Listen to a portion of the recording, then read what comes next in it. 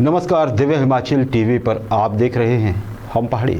शुरुआत आज के कार्यक्रम की इन पंक्तियों के साथ करते हैं कि जो जले थे हमारे लिए बुझ रहे हैं वो सारे दिए। जो जले थे हमारे लिए बुझ रहे हैं वो सारे दिए।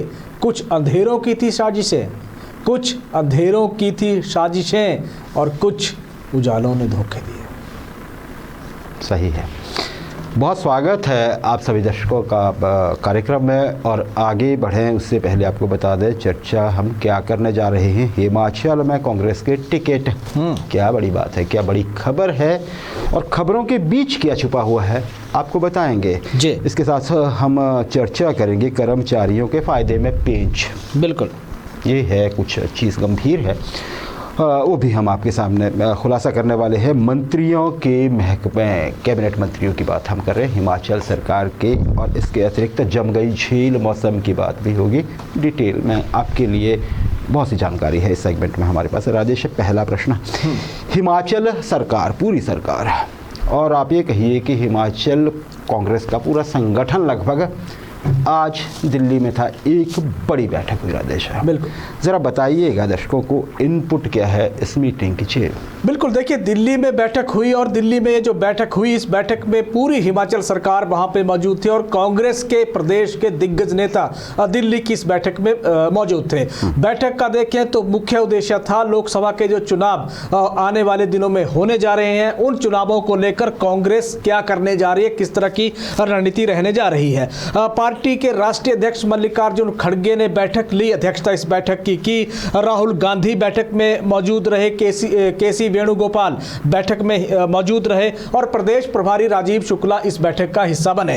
अब महत्वपूर्ण यह है कि इस बैठक को अगर हम देखें तो चार तरह की चीजें इस बैठक से निकल के सामने आई है। बैठक में हिमाचल प्रदेश कांग्रेस की गारंटियों को लेकर चर्चा हुई है। बैठक में बरसात के दौरान जो नुकसान हुआ है, उस नुकसान की भरपाई और उस नुकसान के निकल कर कैसे हिमाचल आगे बढ़ रहा है, इसको लेकर चर्चा हुई है। और कांग्रेस के लोकसभा के टिकट आवंटन को लेकर इसी बैठक में चर्चा हुई है। और साथ ही साथ फिर लोकसभा के मुद्दे और चुनौतियां किस तरह से रहेंगे कांग्रेस की और कैसे पार पाएंगे, तो इन चार मुद्दों को लेकर इसी बैठक में आप देखिए कि जो ये आज हुई, इस बैठक में चर्चा हुई। महत्वपूर्ण ये है कि सरकार के कामकाज की समीक्षा इसी बैठक में की गई कि एक साल में हिमाचल प्रदेश में किस तरह का व्यवस्था परिवर्तन हुआ, इसको लेकर गहन चिंतन और मंथन हुआ। कांग्रेस ने जो गारंटियां प्रदेश की जनता को दी थी, उसमें से अगर देखें तो 3 गारंटियां आज मुख्यमंत्री ने आज भी दावा किया है कि पूरी कर दी गई हैं, जिसमें सबसे पहले ओपीएस है कर्मचारियों की, वो गारंटी पूरी कर दी है। 680 करोड़ का रोजगार के लिए स्टार्टअप फंड युवाओं के लिए है, वो गारंटी पूरी कर दी है। और हर विधानसभा क्षेत्र में इंग्लिश मीडियम स्कूल खोलने की गारंटी सरकार ने पूरी कर दी है। और आने वाले दिनों की बात करें तो इस बजट में जो अब बजट हिमाचल प्रदेश का पेश होगा, अगली 3 गारंटियां इसी साल पूरी हो जाएंगी, जिसमें से सबसे बड़ी जो गारंटी होगी वो है हर महिला के लिए 1500 रुपए का जो पेंशन का प्रावधान कांग्रेस का सरकार करने जा रही है। तो इन पे यहाँ पे चर्चा हुई। जनसेवा के मुद्दों को लेकर किस तरह से सरकार काम कर रही है, इसको लेकर चर्चा हुई। इंतकाल अदालतों का जिक्र हुआ, कैसे 50,000 पुराने वर्षों से लटके हुए केस हिमाचल में सरकार ने सुलझा दिए। और साथ ही साथ सुखाश्रय योजना इस जनसेवा के काम है, इसका हिस्सा, इसका जिक्र वहां पे हुआ। आपदा में सरकार ने किस तरह से काम हुआ, 12,500 करोड़ का नुकसान हिमाचल प्रदेश को हुआ, 16,000 से ज्यादा घर प्रदेश के गिर गए, इसको लेकर चर्चा हुई। 13,000 को घर टूटे, इसको लेकर वहां पे चर्चा हुई। और कैसे सरकार ने अपना फंड डाइवर्ट इस तरफ किया, इसको लेकर चर्चा हुई। लेकिन सबसे बड़ी चर्चा हुई लोकसभा के चुनावों की टिकट आवंटन को लेकर, जिसमें से पार्टी आलाकमान ने निर्देश दिए हैं हिमाचल कांग्रेस को कि जो भी संभावित चेहरे हैं, लोकसभा जो प्रत्याशी होंगे, एमपी के कैंडिडेट कांग्रेस के जो होंगे, उन पे जल्द सहमति बना ली जाए, ताकि लोकसभा के चुनावों का बिगुल बजते ही कांग्रेस अपने चेहरे मैदान में उतार सके और पार्टी को ज्यादा वक्त प्रचार और प्रसार के लिए मिल सके। और इसकी वजह अगर देखें तो सबसे बड़ी वजह यही है कि पिछले जो 2 लोकसभा के चुनाव हुए हैं 2014 और 2019 में उन चुनावों में देखें तो परिस्थितियां 19 में 14 से भी खतरनाक कांग्रेस के लिए रही हैं, क्योंकि कांग्रेस चारों सीटें 3 लाख से ज्यादा वोट के मार्जिन से हिमाचल प्रदेश से में हारी हैं। अब कम बैक कैसे करना है इसको लेकर चर्चा आज हुई, लेकिन बड़ी बात कांग्रेस के चेहरे बहुत जल्द हिमाचल प्रदेश के सामने होंगे। अग्निहोत्री जी जी, उम्मीद तो यही है, लेकिन अब देखना ये होगा कि कौन कौन लड़ना चाहेगा हिमाचल से कांग्रेस के लिए, और क्या वो यूनानिमस चेहरे होंगे कि कितनी आसानी से सुलझा पाएगी कांग्रेस है, ये देखना होगा हर चीज़, क्योंकि जब समय आता है तो बहुत से लोग उठते हैं, पार्टी उसमें डिसीजन कितना क्विक लेती है। क्योंकि दूसरी ओर ये भी सामने आ गया है कि भारतीय जनता पार्टी बहुत जल्दी पूरे देश में चेहरे आगे करने वाली है, तो ये कांग्रेस के लिए वक्त की ज़रूरत भी रहेगी और एक मजबूरी भी होगी। जितनी जल्दी करेंगे उतना बेहतर होगा, नहीं तो अगले जो है वो ग्राउंड नाप लेंगे। बिल्कुल, चलिए आगे बढ़ते हैं। राजेश, मंत्रियों को हिमाचल में 2 नए कैबिनेट मंत्री बने हुए काफ़ी वक्त हो गया। अब बहरत दिनों के हिसाब से अब हम देखें तो हफ्तों में अब बात की जा सकती है। अभी पोर्टफोलियो बड़े नहीं है, ये कहा जा रहा था कि दिल्ली में ऐसा डिसीजन हो सकता है आज के नए 2 मंत्रियों को क्या महकमे दिए जाएं, और ये भी सुनने में आ रहा था कि ये भी हो सकता है कि कुछ मंत्री जो हैं हिमाचल प्रदेश के, जिनके पास कुछ महकमे ज़्यादा हैं या फिर महकमों में फेरबदल, वो भी संभव है। ऐसी कोई चर्चा सुनी, ऐसी कोई बात सामने आई ऑफिशियली, आप बताइएगा ज़रा। बिल्कुल, देखिए कांग्रेस आने वाले दिनों की बात करें तो नई रणनीति पे काम कर रही है, और संगठन को देखें तो बदले तेवर के साथ कांग्रेस का संगठन सामने अब आएगा, क्योंकि बीजेपी के साथ लड़ना है और केंद्र की मोदी सरकार के खिलाफ लड़ना है, तो रणनीति भी उसी सलीके और इसी तरीके की चाहिए। तो इसके लिए अब तैयारियां तेज हो गई हैं। पहले संगठन की बात कर लेते हैं अग्निहोत्री जी। संगठन की बात करें तो संगठन और सरकार में तालमेल के निर्देश दिए गए हैं केंद्रीय आलाकमान की तरफ से कांग्रेस की, और इसको देखें तो लोकसभा के चुनावों से पहले यानी कि आने वाले दिनों की बात करें तो कांग्रेस में बोर्ड निगमों के अध्यक्षों और उपाध्यक्षों की ताजपोशी के लिए भी केंद्र से ओके मिल गई है कांग्रेस के आलाकमान से। तो यहां भी तैनातियां इसकी अब कांग्रेस के लिए होने जा रही हैं। 2 मंत्री बनाए थे, 17 दिन 18 दिन हो गए 2 मंत्री नए मंत्री हिमाचल प्रदेश में बने हुए, घुमारवी से राजेश धर्माणी और कांगड़ा के जयसिंहपुर से यादवेंद्र गोमा, लेकिन 18 दिन बाद भी दोनों मंत्री बिना पोर्टफोलियो के हैं। अभी किसी भी मंत्री को विभाग जो है वो दिया नहीं गया है। तो इसी के साथ साथ क्योंकि कांग्रेस बदले हुए अब तरीके के साथ काम करेगा, कुछ मंत्रियों के महकमे बदलने के आप देखिए आसार पूरे हैं। उसमें से 3 मंत्रियों के पास आप देखिए कि 3 मंत्रियों के महकमों में फेरबदल हिमाचल प्रदेश में हो रहा है। तो कांग्रेस का जो आला कमान है उसने तो निर्देश दिए हैं कि बोर्ड और निगमों में तैनाती करिए, लेकिन जो आप देखिए मंत्रियों को जो पोर्टफोलियो देने हैं या जो मंत्रियों के पोर्टफोलियो में जो चेंजेस होनी है वो मुख्यमंत्री सुखविंदर सिंह सुक्खू करेंगे। तो उसके लिए अभी कल आज मुख्यमंत्री जो कल कांग्रेस का जो अब स्थापना दिवस है तो नागपुर जा रहे हैं कार्यक्रम में शिरकत करने के लिए, शाम को चंडीगढ़ लौटेंगे, उसके बाद फिर हिमाचल प्रदेश वापसी होगी। तो आने वाले दिनों की बात करें तो मंत्रियों को महकमे अब बहुत जल्द मिलने जा रहे हैं, क्योंकि कांग्रेस ने संदेश भी एक जनता को देना है और मंत्रियों को भी काम करने का लोकसभा के चुनावों से पहले अपने अपने विभागों में महकमों में वक्त मिल जाएगा, परफॉर्मेंस वहां भी दिखानी होगी। तो इसलिए बहुत जल्द अब मंत्रियों को महकमे मिलने जा रहे हैं। अग्निहोत्री जी जी राजेश, आपने बताया तो कि तीसरे हफ्ते में प्रवेश हो गया है जो 2 नए मंत्री हैं विभाग के इंतज़ार में। आपने सही कहा राजेश, पहले आप बता रहे थे कि 3 गारंटियां और सरकार को पूरी करनी है जल्दी ही, शायद बजट में उसका प्रावधान हो जो आएगा, एनुअल बजट जो होगा।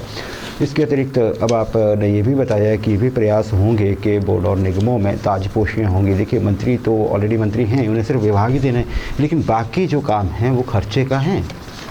तो उसी में संसाधनों में हिमाचल कितना उसमें खर्चा कर पाएगा, ये देखना होगा क्या क्या इसमें किया जा सकता है। बिल्कुल।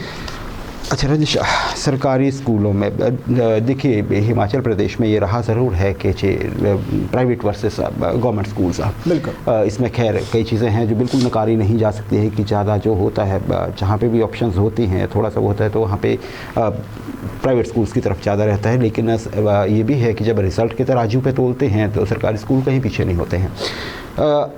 कुछ चीज़ें इसमें ज़रूर हैं कि सरकारी स्कूलों में क्या क्या वजह होती है कि पेरेंट्स वहाँ पे बच्चों को डालने के बजाय प्राइवेट की ओर ले जाते हैं, चाहे उसमें मिड डे मील हो या टीचर्स की ड्यूटीज़ कहीं बाहर लग जाना हो, है ना, सारी चीज़ें हैं। इसमें एक यूनिफॉर्म भी बड़ा मसला रहता था। ये वर्तमान सरकार जो है, शिक्षा विभाग जो है, मंत्री रोहित ठाकुर साहब इन चीज़ों को समझते हैं और उन मुद्दों को संबोधित भी करना चाहते हैं। बिल्कुल। यूनिफॉर्म बदलने की बात हो रही थी जी, कई दिनों से चर्चा थी कि हिमाचल प्रदेश में यूनिफॉर्म मतलब उसमें ऑप्शन होगी, ऐसा नहीं है कि कुछ भी डिसाइड कर लीजिए, कुछ ऑप्शन होंगे 3 या 4। राजेश, अब पहले तो ये था कि ऐसा करेंगे वैसे, पर अब उसकी कुछ कंक्रीट अगर आप कहें तो एक पिक्चर सामने आ रही है कि क्या क्या होने वाला है सरकारी स्कूलों के बच्चों की, अगर वर्दियाँ उनकी यूनिफॉर्म की बात करें तो। जी बिल्कुल, देखिए अभी यूनिफॉर्म की जहाँ तक बात है तो स्मार्ट यूनिफॉर्म हिमाचल प्रदेश के सरकारी स्कूलों में लाने पे सरकार विचार कर रही है, और इसी को देखें तो शिक्षा विभाग ने प्रपोजल पिछले दिनों भी तैयार किए थे, सरकार तक वो प्रपोजल पहुँच भी गए थे, लेकिन फैसला और सहमति बनी नहीं थी। तो आने वाले दिनों की बात करें तो अब स्मार्ट जो वर्दी है उसको लेकर सरकार विचार कर रही है, और शिक्षा विभाग का प्रपोजल ये है कि लड़कियों के लिए जिस तरह से प्राइवेट स्कूल में आप देखिए कि जिस तरह से शर्ट और स्कर्ट दोनों का कॉम्बिनेशन होता है, और लड़कों के लिए पैंट शर्ट और टाई का कॉम्बिनेशन है, ठीक उसी तरह उसी अंदाज में प्राइवेट स्कूल को पछाड़ने के लिए या टक्कर देने के लिए इसी तरह की वर्दी पे शिक्षा विभाग अब काम कर रहा है। तो बहुत जल्द अब टेंडर की प्रक्रिया शुरू हो जाएगी, जिसके बाद अभी सरकार ने हालांकि इस चीज को फाइनल करना है कि सलवार और लड़कियों के लिए सलवार और कमीज के जगह पैंट, आप देखिए पैंट स्कर्ट या फिर शर्ट चलेगी, या फिर उनके लिए भी पुराना ही फार्मूला होगा। इसको लेकर अभी फैसला होना है, लेकिन जो नया प्रपोजल बना है उसमें स्कर्ट शर्ट के साथ साथ लड़कों के लिए, लड़कियों के लिए स्कर्ट और शर्ट है, और लड़कों के लिए पैंट कमीज और साथ ही साथ फिर टाई का प्रावधान किया गया है। प्राइवेट स्कूल का जहां तक जिक्र अग्निहोत्री जी, वर्दी को लेकर पहले से ही आप देखिए कि हिमाचल प्रदेश में एक चर्चाओं का दौर रहा था, क्योंकि कोरोना के वक्त के बाद से जिस तरह से परिस्थितियां बदली थी उससे हालात बदलना शुरू हुए थे, और सरकारी स्कूलों में बच्चों की रजिस्ट्रेशन या बच्चों का क्रेज बढ़ाने के लिए, एडमिशन के लिए कवायद सरकार ने शुरू की थी। अब उसी दिशा में अगला कदम है, बच्चों को वर्दी के साथ इमोशनली जोड़ने की तरफ अगर देखें तो ये मूवमेंट शुरू हो चुका है, और आने वाले दिनों की बात करें तो इस पर बहुत जल्द फैसला होगा। फैसला सरकार ने करना है, लेकिन परिवर्तन शिक्षा विभाग कर रहा है ताकि ज़्यादा से ज़्यादा आप देखिए बच्चों की संख्या स्कूलों में बढ़े। जी राजेश, बिल्कुल सही कहा। और देखिए ऐसा कई बार सामने आता है कि बच्चे जो सरकारी स्कूलों में पढ़ते हैं पढ़ाई में किसी से पीछे नहीं है, लेकिन कई बार एक भावना आ जाती है कि वो थोड़े अच्छे यूनिफॉर्म में दिखते हैं, हम ट्रेडिशनल में दिखते हैं। हालांकि यूनिफॉर्म चाहे जैसी मर्जी हो, उसका मतलब होता है सब एक जैसे दिखें, यूनिफॉर्मिटी दिखे, इसलिए वो यूनिफॉर्म है। तो अगर स्मार्टनेस इसी में है तो सरकार समझती है कि ये भी क्यों ना कर लिया जाए। अब बच्चियों के लिए आप जो ट्रेडिशनल इंडियन वियर है उसकी जगह पे अब आप ट्यूनिक्स रखते हैं, स्कर्ट रखते हैं, डिवाइडर रखते हैं, जो भी रखते हैं उसके साथ ऑब्वियसली शर्ट पहनी जाएगी, और शर्ट होगी तो फिर टाई भी होगी, नेक टाई होगी, लड़कों के लिए भी नेक टाई आ सकती है। ये अच्छी बात है, अगर ऐसा है बच्चों को ऐसा लगता है तो ठीक है। अगर इसी में ये स्मार्टनेस है बाहरी, जो कि हो भी सकती है, तो इसमें कोई बुराई नहीं है। बहुत जल्दी ये दिखेगा, मतलब बच्चों को ये ना लगे कि हम पढ़ने में तो ठीक है लेकिन क्या हम ठीक भी दिखते हैं। एक बच्चों की भावना होती है ना दिशा, सही दिशा में बढ़ रही है सरकार, अच्छी बात है। अनुबंध कर्मचारियों की बात कर लेते हैं राजेश। अनुबंध कर्मचारियों के विषय में ये फैसला लिया गया था पिछले दिनों सरकार की ओर से कि 30 सितंबर को होते थे राजेश, है ना, और 31 मार्च को 2 बार उनको जो भी कॉन्ट्रैक्ट पे होते थे उन्हें पक्का करना होता था। 2 साल का कॉन्ट्रैक्ट है हिमाचल प्रदेश में, सरकार ने कहा एक ही मर्तबा होगा।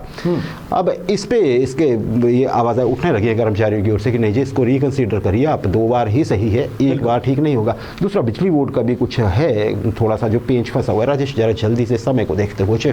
बिल्कुल सही है। देखिए अगर कॉन्ट्रैक्ट की बात करें तो जो जिस तरह का फैसला सरकार का आया है उस फैसले का शुरू से ही विरोध होना शुरू हो चुका है, और आज का जहां तक बात है तो सर्व अनुबंध कर्मचारी महासंघ है, उसने मुख्यमंत्री सुखविंदर सिंह सुक्खू को चिट्ठी लिखी है, और चिट्ठी में सरकार से पुनर्विचार मांगा है, और जो सरकार ने 1 साल में एक बार इन कर्मचारियों को रेगुलर करने की जो बात कही है 31 मार्च को, उस फैसले को निरस्त करने की बात ये जो सर्व अनुबंध कर्मचारी महासंघ है ये कर रहा है। पत्र लिखा गया है अध्यक्ष कामेश्वर शर्मा, महासचिव सनिंद्रा टेक्टा ठाकुर और वरिष्ठ उपाध्यक्ष विनोद शर्मा की तरफ से, जिसमें यह कहा गया है कि सरकार जो 2 साल में पहले जिस तरह की व्यवस्था थी 30 सितंबर और 31 मार्च की, उस व्यवस्था को उसी व्यवस्था से छेड़खानी किसी तरह की ना करे, क्योंकि प्रदेश भर के 4000 अनुबंध कर्मचारी सरकार के इस फैसले से प्रभावित हो रहे हैं। और जिस अनुबंध कर्मचारी को आप देखिए 31 मार्च के बाद जो अप्रैल और मई में जो कर्मचारी जो 2 साल का कॉन्ट्रैक्ट पूरा कर लेगा उसको 1 साल का वक्त पूरा करना होगा, आने वाले दिनों में 1 साल का वक्त काटना होगा रेगुलर होने के लिए, तब जाके 31 मार्च को वो रेगुलर कर्मचारी हो पाएगा। तो इन परिस्थितियों को कर्मचारियों को घाटा होगा, खासतौर पे सीनियोरिटी में भी, और साथ ही साथ फिर उसके जो स्केल कर्मचारियों को मिलता है उसमें भी। तो इसीलिए ये चिट्ठी सरकार को लिखी गई है जिसमें इस फैसले को निरस्त करने की मांग की गई है। दूसरा तरफ जिक्र आपने बिजली बोर्ड के कर्मचारियों का किया, लेकिन राहत की खबर बिजली बोर्ड के कर्मचारियों के लिए है नहीं कि बिजली बोर्ड के कर्मचारियों की जो फाइल है ओपीएस की बहाली की, वो फाइल पहुंची है वित्त विभाग के पास और वित्त विभाग ने उस फाइल पे लगाए हैं ऑब्जेक्शन। उन ऑब्जेक्शन को देखें तो दो तरह की आपत्तियां हैं कि इन कर्मचारियों की जो ओपीएस लागू हो नहीं रही है। सवाल पूछे गए हैं, क्वेरी की गई है बिजली बोर्ड से। पहली तो सवाल जो किया गया है वो ये किया गया है कि ओल्ड पेंशन की वित्तीय देनदारियां बिजली बोर्ड के पास कितनी है, पहले उनका हिसाब दिया जाए और इसकी तुलनात्मक शीट उपलब्ध करवाई जाए वित्त विभाग को। दूसरा, वित्त विभाग ने पूछा है कि बिजली बोर्ड की वित्तीय हालत कैसी होगी अगर ओपीएस बिजली बोर्ड दे देता है, क्योंकि अभी देखें तो 137 जो कर्मचारी हैं बिजली बोर्ड के पास, जो जब से सरकार ने ओपीएस 2003 के बाद अब 23 तक जो बहाल की गई है उसके लिए अगर देखें तो 137 सेवानिवृत्त कर्मचारी हैं जो ओपीएस के लिए बिजली बोर्ड में पात्र हैं। तो इनकी देनदारी देखें तो करीब एक महीने में 42 लाख रुपए की देनदारी बिजली बोर्ड पे पड़ रही है, जो इनकी पेंशन का भुगतान जो करना होगा। और अगर नई पेंशन स्कीम जो ओपीएस अगर बिजली बोर्ड के जो 6,500 कर्मचारी हैं उनके लिए लागू हो जाती है तो फिर बिजली बोर्ड के पास देनदारी बढ़ जाएगी 422 लाख, यानी कि 4 करोड़ 22 लाख रुपए प्रति महीना नियोक्ता शेयर जो है वो जमा अभी तक देखें तो बिजली बोर्ड जमा कर रहा है, लेकिन देनदारी जो बढ़ जाएगी वो देनदारी बढ़ जाएगी, जो अमाउंट या जो पैसा बिजली बोर्ड के पास है उससे कहीं ज़्यादा हो जाएगा। सैलरी जितना पैसा सैलरी पे बिजली बोर्ड खर्च कर रहा है उससे ज़्यादा पैसा बिजली बोर्ड को खर्च करना पड़ेगा कर्मचारियों की पेंशन पे। 2030 तक का तर्क अगर देखें तो इसमें दिया गया है, जिसमें 985 कर्मचारी हैं जो एनपीएस से अगर ओपीएस में आ गए तो 2023 से लेकर 2030 तक जो रिटायर होंगे 985 कर्मचारी होंगे और इनकी देनदारियां बिजली बोर्ड किस तरह से देगा, इसको लेकर भी वित्त विभाग ने ऑब्जेक्शन लगाया है या क्वेरी बिजली बोर्ड से पूछी है। तो जवाब बिजली बोर्ड ने देना है वित्त विभाग को। अभी जवाब बिजली बोर्ड की तरफ से, प्रबंधन की तरफ से गया नहीं है, तो उसके बाद फिर आप मानिए कि जो कहा जाता है कि एक बैठक होगी, वो बैठक अभी दूर की कौड़ी है, वो बैठक तक बात पहुंची नहीं है। लेकिन जो ऑब्जेक्शन वित्त विभाग की तरफ से लगे हैं, पहले सेटिस्फाई वित्त विभाग को करना पड़ेगा बिजली बोर्ड को, उसके बाद फिर आगे फाइल की जो मूवमेंट होगी सरकार तक ये फाइल जाएगी। लेकिन अभी देखें तो पेंच फंसा हुआ ही है बिजली बोर्ड कर्मचारियों के 6,500 जो मुलाजिम हैं उनकी ओपीएस की बहाली में। अग्निहोत्री जी, राजेश बिल्कुल सही कहा। अब समझ आ रही हैं चीज़ें कि बिजली बोर्ड के कर्मचारी स्मार्ट मीटर खरीद वगैरह पे विरोध क्यों जताते हैं, क्योंकि बोर्ड हो या निगम हो उन्हें ऐसे देखा जाता है कि उन पे खर्चा कितना हो रहा है और उनकी कमाई कितनी हो रही है, जबकि वो सार्वजनिक हित से भी जुड़े होते हैं राजेश। और साथ ही साथ ये भी कि जब किसी सरकारी विभाग को बोर्ड या निगम की बात करनी बदलने में बात होती है तो वो फिर एजिटेशन क्यों उठते हैं, बात यहाँ पे आ रही है। अब देखिए विभागों में तो ओपीएस लागू हो गई है, लेकिन बोर्ड निगमों में कहीं कहीं जो है वो दिक्कतें हैं, किंतु परंतु हैं बहुत सारे। लेकिन एक अच्छी साइड भी है, ब्राइटर साइड, जो अभी आपने बताया वो ऑफिशियल जो चीज़ें हैं जो सही में हैं वो सामने हैं, लेकिन दूसरी तरफ सरकार है जिसके अंडर ही सब कुछ है। सरकार चाहेगी तो जल्दी हो जाएगा। अच्छी बात ये है कि मुख्यमंत्री ये बोल चुके हैं कि हम देंगे। अब देर की बात है इसमें, ऐसा लगता है कि मिलेगी तो सही, लेकिन उसके पहले टेक्निकलिटी, हाँ थोड़ा बहुत मायूसी तो फिर कर्मचारियों में हर बार ही होती है, जहाँ हम बिजली बोर्ड की बात कर रहे हैं। बाकी राजेश आपने जो अनुबंध कर्मचारियों की बात की उनकी बात भी समझी जा सकती है। 4,000 मतलब आपने ये बताया जो कर्मचारी जो है चाहे वो अगले साल है उससे अगले साल 30 सितंबर तक अपना टर्म पूरा कर लेंगे, उनको फिर वेट करना पड़ेगा। और ये भी कहा जा रहा है कि कहीं ऐसा ना हो जाए कि अनुबंध तो 2 साल का है, लेकिन अगर मान लीजिए कर्मचारियों को नियुक्तियाँ ही अप्रैल में दी गई मान लीजिए, तो फिर ये टेक्निकली 3 साल हो जाएंगे। सही है ऐसा ज़रूरी नहीं है ऐसा हो, लेकिन कर्मचारी ऐसा कहते हैं जो अनुबंध पे हैं या वो जो वुड भी हैं जो कल को तैयारी कर रहे हैं वो आगे चलिए ठीक है, सरकार इसको यथा योग्य निर्णय लेगी ऐसा माना जा सकता है। राजेश, मॉनसून जो गुजरा हिमाचल प्रदेश में, अभी भी ये डर लगता है कि सर्दियाँ बीतेंगी, गर्मियाँ जाएंगी और फिर मॉनसून आ जाएगा, क्या होगा? जी इतनी तबाही देखी है हिमाचल में। सही है। लेकिन ये भी एक पहलू है इस सिक्के का दूसरा कि उसके बाद हिमाचल ने बारिश को तरस तरस के उसका वेट किया है। अभी भी हम उसी दौर से गुजरे हैं राजेश। कुछ आंकड़े सामने आए हैं जो तस्वीर ऐसी दिखाते हैं जो लगभग सूखे जैसी है राजेश, और ये भी कि फसलों की हालत भी खराब है, फसलें अब गई कि तब गई। राजेश बताइएगा जरा। बिल्कुल सही है। देखिए, मानसून का जिक्र करें तो मानसून जून से लेके सितंबर तक देखें तो 135% ज़्यादा बरसात हिमाचल प्रदेश में इस बार रिकॉर्ड की गई है। लेकिन बरसात जैसे ही बीती परिस्थितियां बदल गई और आलम यह था कि जहां पानी होता था वहां सूखे जैसे हालात पैदा हो गए। हालत यह है आज की तारीख में कि 26 दिसंबर तक सामान्य से 79% कम बारिश हिमाचल प्रदेश में रिकॉर्ड की गई है। यानी कि अक्टूबर, नवंबर और करीब करीब दिसंबर सूखे सूखे जैसे हालात पूरे प्रदेश में बने हुए हैं। अभी तक देखें तो इस अवधि के दौरान जितना ये 3 महीने का टेन्योर है, 27.2 मिलीलीटर को मौसम विभाग जो है वो मानता है सामान्य बारिश, लेकिन सामान्य के आसपास भी ये बारिश नहीं पहुंची है।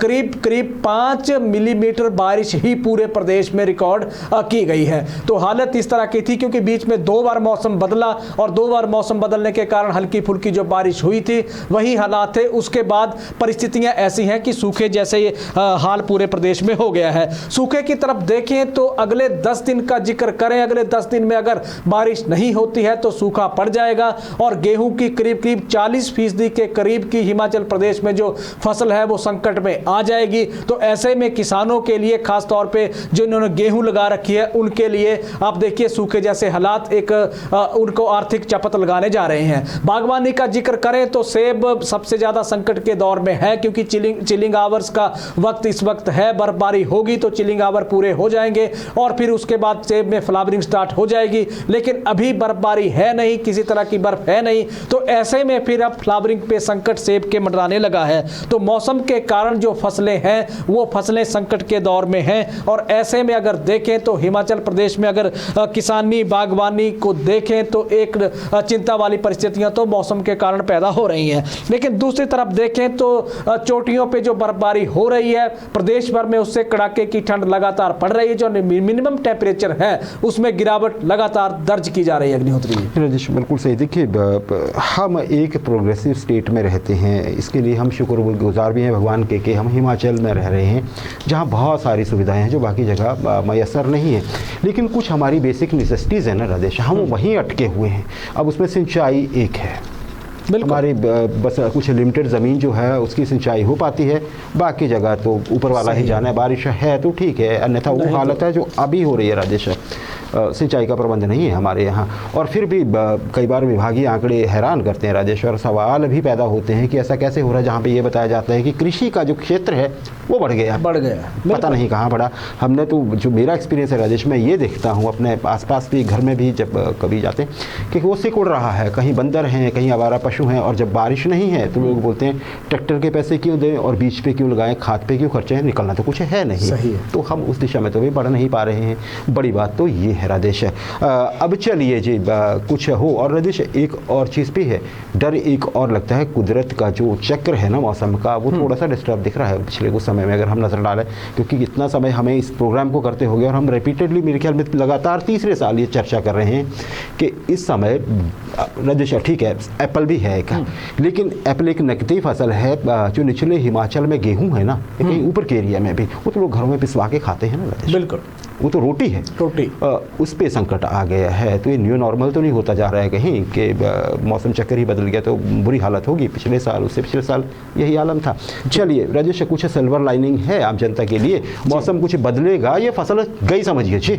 नहीं देखिए, मौसम बदल रहा है और जिस तरह का पूर्वानुमान मौसम विभाग ने जारी किया है 29 दिसंबर तक तो मौसम साफ रहेगा, लेकिन 29 दिसंबर को दोपहर के बाद यानी परसों दोपहर के बाद परिवर्तन हो रहा है, मौसम में बदलाव हो रहा है। 30 और 31 दिसंबर को आप देखिए कि बर्फबारी और बारिश का दौर शुरू हो जाएगा। हालांकि 31 को चांसेस कम है, लेकिन 1 जनवरी को प्रदेश की ऊंची चोटियों पे बर्फबारी के आसार हैं और मैदानों में बारिश की संभावना इसमें बन रही है। अगर मौसम विभाग का आज देखें तो स्टेशन जारी कर दिए हैं मौसम विभाग ने, जिसमें कहा गया है कि जो बर्फबारी 1 जनवरी को होगी वो होगी चंबा, लाहौल स्पीति, किन्नौर, शिमला, कुल्लू और मंडी के ऊपरी इलाकों में बर्फबारी का इस दौरान जो है वो अनुमान है। लेकिन लेकिन इसी बीच देखें तो एक मौसम विभाग की तरफ से चिंता भी साथ में जता दी गई है कि ऐसा भी नहीं है कि बहुत भारी स्नोफॉल हिमाचल प्रदेश में हो जाएगा, इतनी भी उम्मीद ना रखें। हल्की फुल्की बर्फबारी होगी, लेकिन अगर बर्फबारी एक बार हो गई, मौसम बदल गया, तो फिर ये बदलाव आने वाले दिनों में और प्रकृति में देखने को मिलेगा। तो एक राहत की उम्मीद जगी है, खासतौर पर अगले 3 दिन के लिए देखें, 30, 31 और 1 को, तो बदलाव या 2024 जो आ रहा है बदलाव के साथ आ रहा है। अग्निहोत्री राजेश बिल्कुल सही है, पर पीछे जो भविष्यवाणियाँ हुई हैं और जितनी की बारिश हुई है और जो आज मौसम विभाग की भविष्यवाणी में एक पेंच दिख रहा है ना, उससे मुझे तो ज़्यादा उम्मीद नहीं है। हो जाए तो बहुत ज़रूरत है, क्योंकि हर किसी को ये चाहिए भी, और जब हमें बहुत ज़्यादा ज़रूरत होती है, हमें लगता है कि हो जाए फिर ना हो, तो दिल ज़रा ज़्यादा वो होता है, तो ठीक है जी, हो भी सकती है, हम तैयार ही हैं, बस हो जाए बारिश, बर्फ़ गिरे। और बता रहे हैं ऊंचे पहाड़ों पे तो वहाँ तो कोई है नहीं। चलिए ठीक है, आज के इतिहास पे नज़र डालते हैं। 27 दिसंबर 2023 का दिन है। जल्दी से इतिहास की बात करें तो भारत से शुरुआत करते हैं। 1911 हमारा नेशनल एंथम जो है, राष्ट्रगान भारत का जन गण मन, ये पहली बार सार्वजनिक रूप से आज के दिन ही गाया गया था। हालांकि रूप थोड़ा सा अलग था इसका। राजेश, कहाँ हो गाया गया था? ये कोलकाता में, क्योंकि इंडियन नेशनल कांग्रेस का जो वो होता था अधिवेशन राष्ट्रीय, हर साल कहीं अलग अलग जगह पे, वो कोलकाता में हुआ था।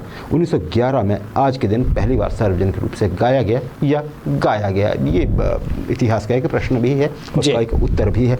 1945 हम बार बार एक संस्था का नाम सुनते हैं, और अब खासकर हमें अच्छा भी लगता है जब कोई गड़बड़ करता है और संस्था की फेर में फंसा होता है। खासकर हमारा पड़ोसी मुल्क उछलता जाता है कि भाई साहब IMF की फेर में फंस गए हैं, अब ग्रे लिस्ट में आजकल तो निकल आए हैं, फिर तैयारी शुरू है। IMF क्या है? इंटरनेशनल मॉनेटरी फंड है ना जी। ये एक संस्था है, और ये संस्था है यूनाइटेड नेशंस की। राजेश, आज क्यों जिक्र कर रहे हैं? आज के दिन इसकी स्थापना हुई थी 27 दिसंबर को, और इसमें 29 देश शुरू में थे, उनकी भागीदारी से शुरू हुई थी। भागीदारी क्या, मैं बताता हूँ आपको। वर्तमान में वैसे मैं आपको बता देता हूँ 190 इसके देश हैं। इसमें होता क्या है राजेश, जो मेंबर कंट्रीज होती हैं वो इसके फंड में कंट्रीब्यूट करती हैं कोटा के हिसाब से। पता होता है कि इस देश को इतना करना है, फिर कहीं नहीं भी कर पाते हैं। फिर इस संस्था से लोन लिया जा सकता है। एक बार भारत को भी लेना पड़ा था, है ना जी, 1990-91 में जब वो जल्दी सरकारें गिरी थी, वो सोना हमें गिरवी रखना पड़ा था। एक ही बार ज़रूरत पड़ी थी। यहाँ जाना वैसे अच्छा नहीं समझा जाता है, क्योंकि कर्ज लेना पड़ता है, और कर्ज जो होता है IMF की शर्तों पे होता है। पाकिस्तान में बहुत ज़्यादा महंगाई है। क्यों? क्योंकि उनकी इकोनॉमी का भट्टा बैठा हुआ है, कर्ज ले रहे हैं IMF से, तो वहाँ से शर्तें होती हैं, तभी करनी पड़ती हैं जी, ये सुधारिए, ये सुधारिए, ये सुधारिए, ये सुधारिए, सब कुछ। तो जी अब ये है, ये संस्था हेडक्वार्टर्स इसका वाशिंगटन DC में, जो USA की कैपिटल सिटी भी है। और DC और वाशिंगटन में फ़र्क ये है कि वाशिंगटन अपने आप में एक स्टेट है। वाशिंगटन DC बोलते हैं तो एक सिटी है, इंडिपेंडेंट एरिया है। DC जो है डिस्ट्रिक्ट ऑफ कोलंबिया है, इसके लिए फुल फॉर्म जो है एब्रीविएटेड है। तो जो अगर राजधानी की बात करें वैसे की, तो वाशिंगटन के साथ आपको DC बोलना पड़ता है, अदरवाइज एक अलग ये राज्य है। राजेश, वर्तमान में इसका जो MD है, मैनेजिंग डायरेक्टर हैं IMF के, ये हैं, महिला हैं ये, इनका नाम है क्रिस्टैलिना जॉर्जिएवा। ये बुल्गारियन महिला हैं, बहुत बड़ी इकोनॉमिस्ट हैं ये, और ये इसको हेड कर रही हैं IMF को। और फर्स्ट डिप्टी मैनेजिंग डायरेक्टर, मतलब जो दूसरे नंबर की पोस्ट हैं, उसकी वो भी एक महिला है। महिलाएं चला रही हैं इस संस्था को। मैं बताता हूँ इसके पास फंड कितना है इसके बाद। ये इंडियन अमेरिकन हैं जी, गीता गोपीनाथ जी। ये यहाँ चीफ इकोनॉमिस्ट थी पहले, इसकी जो तीसरे नंबर की पोस्ट होती है। अब ये ऐसे हैं, उम्मीद यही है कि आगे चल के गीता गोपीनाथ जो हैं वो इसके अध्यक्ष होंगी। पता कितना रिजर्व है राजेश अभी तक इस पे? 667 अरब डॉलर वर्तमान में IMF के फंड में है। मतलब जितना इंडिया का फॉरेक्स रिजर्व है, हाँ जी, 667 अरब डॉलर। आगे पीछे होता रहता है। और इंडिया का मतलब लगभग जितना पूरे हमारे देश के पास रिजर्व है, उतने संस्था के पास है। क्या बात, इतनी बड़ी संस्था है ये। खैर, इसको पूरा दुनिया देखनी है, हमने भारत ही, हम बहुत अच्छी स्थिति में हैं। राजेश, 2007 जल्दी से बताऊंगा, समय की कमी है। पाकिस्तान की पूर्व प्रधानमंत्री, 2 बार प्रधानमंत्री रह चुकी थी। 8 साल का अपने आप ही उन्होंने निर्वासन ले लिया था, क्योंकि उन्हें लगता था, जैसा कि पाकिस्तान में होता है, कि कहीं अरेस्ट वरेस्ट ना कर लिए जाए। वहाँ पे होता है ना, एक तो कोई प्रधानमंत्री कभी टर्म पूरी नहीं करता है 5 साल की, कभी नहीं हुआ इतिहास में। और दूसरा ये होता है कि गए अभी आजकल इमरान खान साहब वहाँ अपनी टर्म पूरी कर रहे हैं, है ना जी। तो बेनजीर भुट्टो आ गए थे अक्टूबर में, फिर उनके ऊपर पहले उनके मोटरकेट पे हमला हुआ था कराची में, बाल बाल बची थी वो, उनके बहुत सारे समर्थक मारे गए थे, लेकिन आज के दिन वो भाग्यशाली नहीं रह पाई थी इतनी। रावलपिंडी में चुनाव प्रचार कर रही थी, प्रधानमंत्री पद की एक बड़ी उम्मीदवार थी वो, मतलब प्रधानमंत्री बनने की एक कंटेंडर थी, ऐसा लग रहा था कि वो जीत जाएंगी। रावलपिंडी जो पाकिस्तान का मिलिट्री हेडक्वार्टर ट्विन सिटी है, वहाँ की राजधानी इस्लामाबाद की, जैसे चंडीगढ़ मोहाली सटे हैं, दिल्ली गुड़गांव है, वैसे ही रावलपिंडी और इस्लामाबाद राधेश। तो वहाँ पे जब ये प्रचार कर रहे थे उन्हें गोली मार दी गई थी, इनकी जान ले ली गई थी। आज के दिन आगे बढ़ते हैं। आरज़ू लखनवी साहब बड़े शायर, बहुत बढ़िया शायरी कर गए हैं। इनकी एक गज़ल जल्दी से राजेश जी। यही एक निबाह की शक्ल है, यही एक निबाह की शक्ल है, वो ज़फ़ा करें मैं वफ़ा करूं। क्या बात। यही एक निबाह की शक्ल है, वो ज़फ़ा करें मैं वफ़ा करूं। क्या बात। अगर इस पे भी ना निभी तो फिर मेरे किरदगार मैं क्या करूं। क्या बात है। अगर इस पे भी ना निभी तो फिर मेरे किरदगार मैं क्या करूं। क्या बात है मोहब्बत ऐसी बंधी गिरह जो ना एक हाथ से खुल सके, ऐसी गांठ नहीं खुल सकती एक हाथ से। है मोहब्बत ऐसी बंधी गिरह जो ना एक हाथ से खुल सके, कोई अहद तोड़े करे दगा, मेरा फ़र्ज़ है कि वफ़ा करूं। क्या बात। कोई अहद तोड़े करे दगा, मेरा फ़र्ज़ है कि वफ़ा करूं। मैं हज़ार बातों में एक भी कभी उनसे खुल के न कह सका, मैं हज़ार बातों में एक भी कभी उनसे खुल के न कह सका। अगर एक तरह की बात हो तो हज़ार तरह अदा करूं। क्या बात। अगर एक तरह की बात हो तो हज़ार तरह अदा करूं। क्या बात। जो हंसा तो सूरत ज़ख्म दिल के लहू के कतरे टपक पड़े, जो हंसा तो सूरत ज़ख्म दिल के लहू के कतरे टपक पड़े। मैं सितम रसीदा हूँ आरज़ू, मैं सितम रसीदा हूँ आरज़ू, ना बहाऊँ अश्क तो क्या करूं। क्या बात। सितम रसीदा हूँ आरज़ू, ना बहाऊँ अश्क तो क्या करूं। आरज़ू लखनवी साहब राधेश। अब चलना होगा। बिल्कुल। तो इसी गज़ल के साथ आज के कार्यक्रम को यहीं विराम देते हैं। कल फिर मिलेंगे, तब तक नमस्कार। नमस्कार।